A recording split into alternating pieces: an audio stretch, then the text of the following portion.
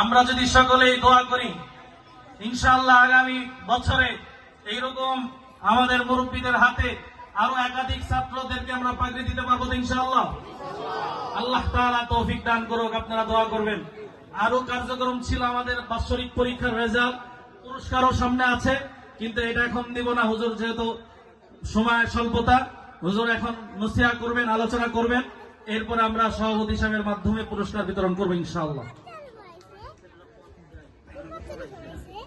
আলহামদুলিল্লাহ।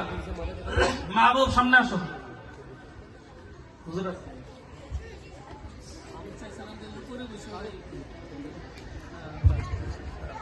যে বাচ্চাটা জানাজা নামাজ পড়ায় দেখাইলেন, তাকে আমার বাইতুল্লাহ জামে মসজিদের সম্মানিত সেক্রেটারি সাহেব, এই প্রতিষ্ঠানের একজন মুরব্বী, তাকে হাদিয়া দিয়েছেন 500 টাকা।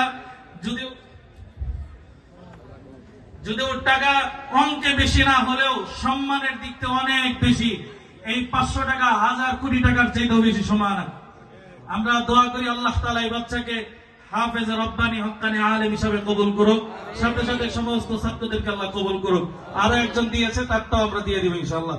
এখন আমাদের সামনে গুরুত্বপূর্ণ নসিহত পেশ করছেন হযরতুল আল্লাহ হযরত